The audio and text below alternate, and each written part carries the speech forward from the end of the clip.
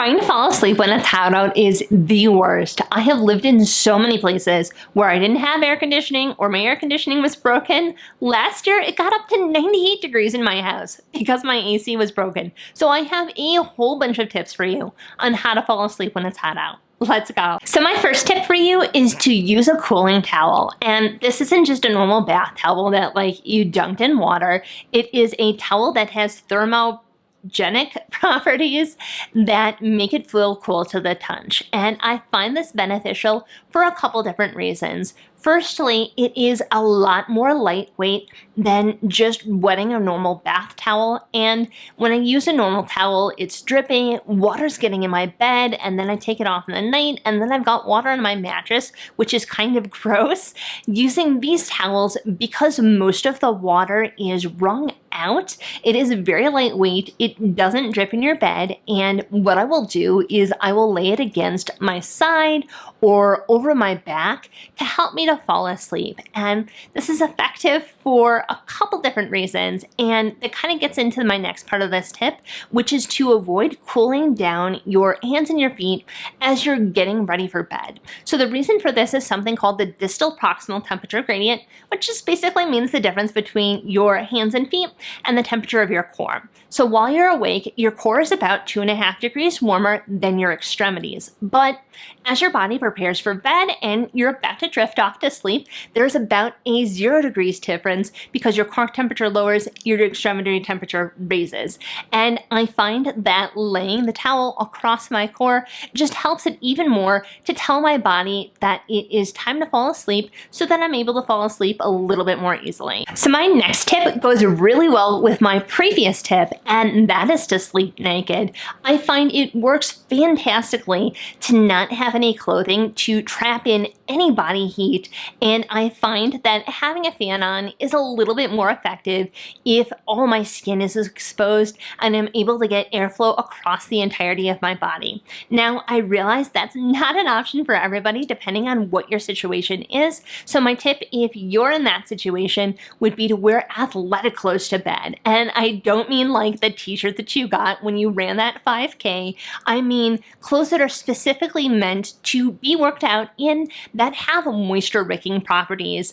I find when I'm hot and sweaty that it does so fantastic of a job to help cool me down because that's what those clothes are specifically designed for. Maybe not necessarily to wear in bed, but I find it is incredibly effective when my house is incredibly hot.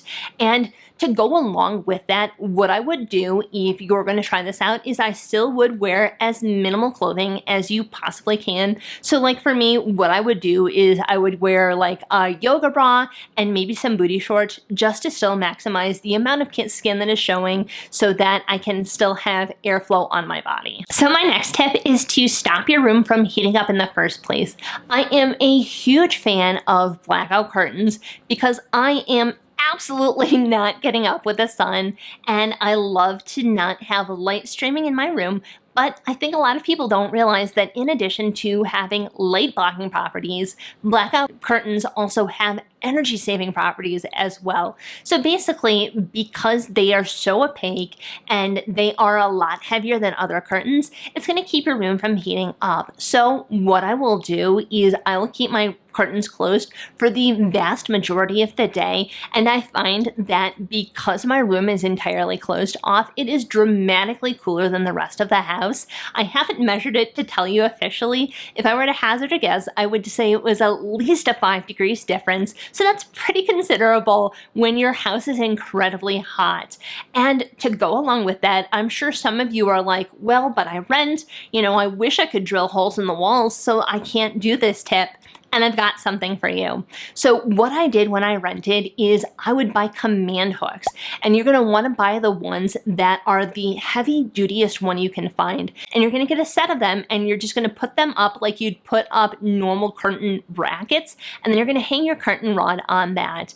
And it was more than sufficient for me to have a set of blackout curtains, still block out the light, still keep my room a little bit cooler than if I just had normal blinds or whatever your apartment is coming with.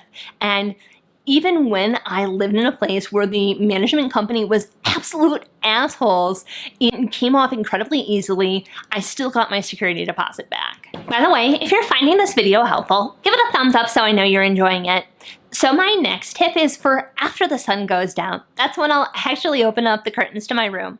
And what you want to do is you want to take a box fan, and like the cheapest box fan you can find, and depending on what the temperature of the outside is versus the temperature of your room, what you want to do is you actually want to turn that box fan around and blow a lot of the hot air out of your room, which is going to help cool things down even more. And while we're on the subject of fans, if you have a ceiling fan in your room, one tip I have that I think a lot of people don't realize is that a lot of modern ceiling fans have a switch on the top. And basically what that switch does is it reverses the direction of the fan blades. So the reason for this is that in the winter time, because hot air rises, you want to circulate the warm air to the rest of the room. But during the summer, you want to make sure that you turn it back to the normal direction so that you're getting airflow in the room. The other tip that I have that goes along with fans isn't so much for as you're going to sleep as you're preparing to sleep. I find it is fantastic to sit in front of a fan with a spray bottle. Basically, it just works like sweating on steroids, and the evaporation helps to cool me down dramatically as well so that I can actually get to the position where I'm actually ready to be able to fall asleep. Okay, so this tip may be a little bit controversial, and that is to sleep alone if you can possibly swing it. I know a lot of people really like to sleep with your partner, but when it is incredibly hot out, if you have the extra space in your house, not sleeping so close to somebody who is also very hot, probably sweating and uncomfortable themselves, I find is incredible so that I can actually fall asleep. And because you've got a little bit extra space because you don't have a partner in your bed, that means you can spread out to let your body get a little bit of extra airflow as well. And to go along with this, what I would recommend is, if you can, I would push your bed up against the wall. The reason for this is that the temperature of the wall is going to be dramatically cooler than the air temperature in the room. And you're going to lie up against the wall, and that's going to help draw some heat out of your body as well so that you can actually fall asleep. Sweet dreams!